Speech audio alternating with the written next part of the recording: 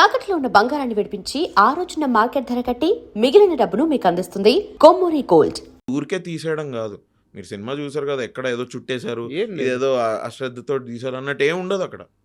Everything plan బట్టి, and he so planned and he knows everything. ఆయనకి మొత్తం cinema ఆయన రాసుకున్నప్పుడే ఆయన ఐ థింక్ చూసేస్తారు అనుకుంటా. I think every director does that. మరి అందుకనే ఆయన 70 days 80 days అండ్ ఇంకోటి ఏంటంటే సార్, ఆయన హిస్ ఫార్మాటివ్ డేస్లో when he was writing for other directors or for other writers, ఆ టైంలో నాకు తెలిసి I think he worked the hardest. ఎందుకంటే మీరు ఇప్పుడు అన్నారు కదండి, చెప్పి కొట్టాడు అన్నారు కదా. అవును. దీనికి ఐ థింక్ ఒక ఆడియన్స్ ఫీడ్బ్యాక్ సిస్టమ్ కూడా even before he started making films ఆయనకు ఉండాలి. ఓకే, అంటే ఈ సినిమా వచ్చింది, నాకు బాగా నచ్చింది, ఆ ఆడియన్స్ ఏమనుకుంటున్నారు అది కూడా చూద్దాం ఒకసారి వెళ్ళి. And I'm sure they were many films that he would have gone and ఆయన ఆల్రెడీ చూసేస్తున్నా కూడా ఇప్పుడు ఈ రెండోసారో మూడోసారో ఆడియన్స్ రియాక్షన్ కోసం వెళ్తా అని కూడా వెళ్ళుంటారు ఆయన. కరెక్ట్. ఎందుకంటే ఆ పల్స్ పట్టుకున్నారు ఆయన. ఫర్ హిమ్ టు నో, అవును. ఆహా నేను దీనికి ఎంజాయ్ చేసా, ఆడియన్స్ కూడా ఎంజాయ్ చేస్తున్నారా, ఏది ఆయన రాయని సినిమాలకు కూడా, వేరే వాళ్ళ సినిమాలకు కూడా I'm sure he would have done that. లేకపోతే you will not know sir. ఇట్లా అంటే ఆయన పటాస్ తీసి 10 ఏళ్ళు అయింది కదా, అవును, 2015. దానికంటే ముందు ఆయన చేసుంటాడు ఇది. అండ్ అప్పటికి ఇప్పటికి సినిమాలు ఎంత చేంజ్ అయ్యాయి. అవును. అండ్ ఇవాళ కూడా ఇప్పుడు క్రింజ్ అనుకోండి, ఏమన్నా అనుకోండి సార్, నాకు తెలిసి సంక్రాంతికి వస్తున్నా ఎంత చేసింది సార్, 350 కోట్లు. అదేమి రీజనల్ మూవీలో ఆ నెంబర్ చూసి అప్పట్లో ఫీజులు ఎగిరిపోయినాయి. అదేమి గవర్నమెంట్ స్కీమ్లో తెచ్చుకున్న పైసలు కావు అవేమి. ఎక్కడన్నా నిల్చున్నారు వీళ్ళంతా వెళ్ళి, పోనీ మన సినిమాకి టికెట్ రేట్స్ గురించి గవర్నమెంట్కి రిక్వెస్ట్ పెట్టుకున్నట్టు, మేము 350 అనుకున్నాం, మాకు 200 వచ్చిందా, 150 మీరు ఇవ్వచ్చు కదా అని ఏమన్నా అడిగారా వెళ్ళి? లేదు. థియేటర్లో audiences have gone and seen the film and అదే వచ్చిన పైసలు. అవును. How does it matter? ఎవడన్నా క్రింజ్ అనుకుంటే ఏంటి, ఏదనుకుంటే. పోనీ ఇంకోటి కూడా ఆలోచించండి, అందరూ ఒకటే లాంటి సినిమాలు తీస్తారా? కరెక్ట్. అది ఎక్కడన్నా జరుగుతుందా అసలు అట్లా? ఎస్పెషల్లీ ఇండియాలో బేస్ మన సినిమాలు, మన బేసిక్ మన film industry, Indian film industry philosophy or ఒక సిద్ధాంతం అనుకుంటే వీ షుడ్ ఎంటర్టైన్ ఆడియన్స్ అనేది బాగా నమ్ముతారు. అవును. We make entertaining films. మిగతా సినిమాలు కొంచెం మరీ హార్డ్ హిట్టింగ్ అది ఇది ఉంటే అవి ప్యారల్ సినిమానో లేకపోతే అవార్డుల కోసం తీసారు అన్నట్టు ఉంటుంది కదా. మన దగ్గర అయితే వెరీ ఇది. హాలీవుడ్లో అట్లా కాదు. హాలీవుడ్లో ఒక పెద్ద ఏ లిస్టర్ కూడా వెళ్ళి he will make a film that might seem like అప్పుడప్పుడు వాళ్ళు చేసే సినిమాలు. ఇప్పుడు షాషాంక్ రిడెంప్షన్ ఉంది, అది ఏమన్నా ఉందా దానికి? ఒక మీరు ఫ్యామిలీతో వెళ్ళి పాప్కార్న్ తిని చూసేటట్టు ఏమైనా ఉంటుందా? అది అట్లేం ఉండదు.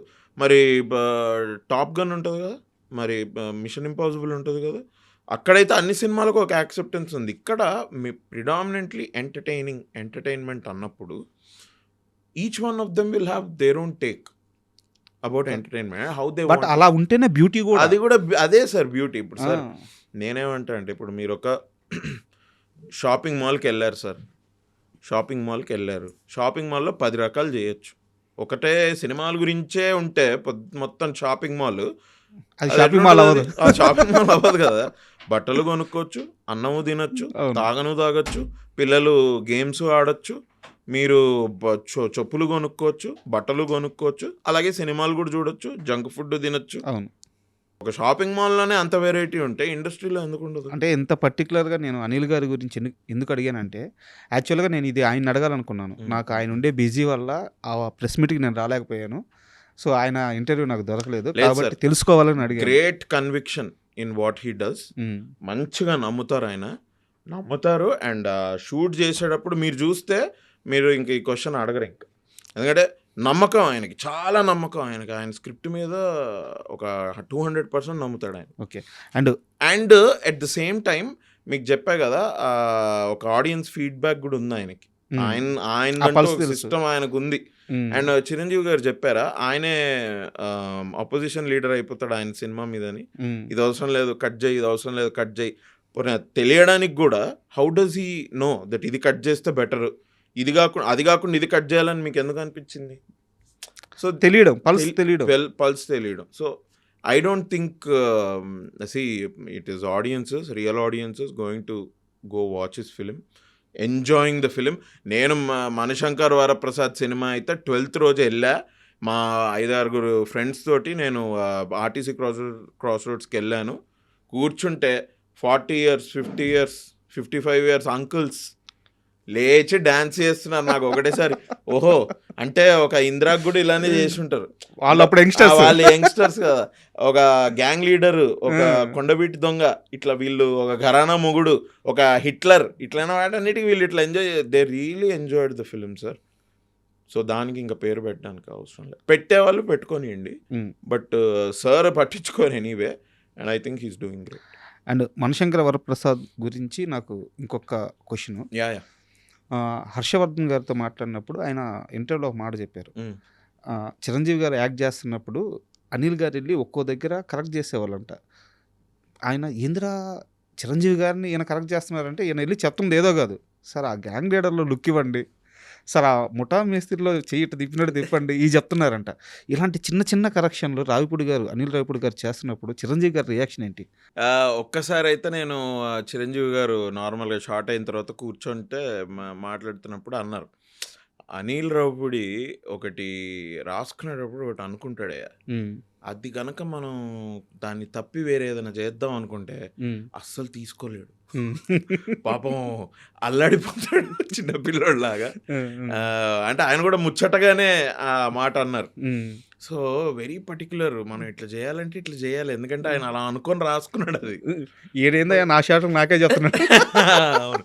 అండ్ సార్ కూడా బాగా ఎంజాయ్ చేసేవాళ్ళు. అండ్ ఒకటి ఏంటంటే బేసిక్గా ఇప్పుడు చిరంజీవి గారి పక్కన 50 రోజులు ఉండి చూశాను కదా సార్ని. ఐ ఫీల్ లైక్ నాకు ముందటి నుంచి ఉండేది ఒకటి ఏంటంటే, కమర్షియల్ సినిమాకి రాయడం అంత ఈజీ కాదు. కరెక్ట్. కమర్షియల్ సినిమా రాసేవాళ్ళు ఎలాంటి సినిమా అయినా రాయగలరు. కమర్షియల్ సినిమా రాసేవాళ్ళు డాక్యుమెంటరీ కూడా తీయగలరు. డాక్యుమెంటరీ తీసేవాళ్ళు వచ్చి కమర్షియల్ సినిమా రాయలేరు. కరెక్ట్. ఇది నాకు ముందు నుంచి నేను out of my experience of watching different directors and how they work and everything I understood. ఇప్పుడు చిరంజీవి గారి పక్కన ఇది చేసినప్పుడు యాక్ట్ చేసిన తర్వాత నాకు అనిపించేది ఏంటంటే, కమర్షియల్ యాక్టింగ్ కూడా టఫే. ఓకేనా, అదంత ఈజీ కాదు, అదే కష్టం. ఎందుకంటే అనిల్ రావిపూడి గారు చెప్పేది ఏంటి నేను చూసా.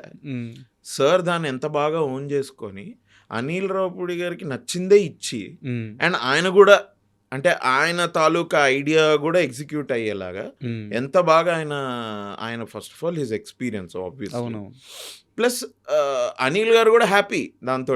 ఎస్, నేను చెప్పింది నేను అనుకున్నట్టే వచ్చింది. ఎస్, కాన్ఫిడెన్స్ ఖచ్చితంగా ఉండాలి, సినిమా అంతా ఉండాలి. ఎస్, అట్లా చేసుకుంటూ సార్ కొంచెం కొత్తగా ఏమైనా చేయాలంటే కూడా చేసి అంటే I seen this comes with experience. So Chiranjeevi గారు దాన్ని ముచ్చటగా పాయింట్అవుట్ చేసి ఎంజాయ్ చేశారు. అరే బాగుంది నువ్వు ఇది అనుకున్నారు. But when he came on to the shirt, Anil గారికి ఇచ్చేది అనిల్ గారికి ఇచ్చుకుంటే ఇంకొంచెం దానిలో కొంచెం డిఫరెంట్గా ఏదన్నా if he wants to do he would do.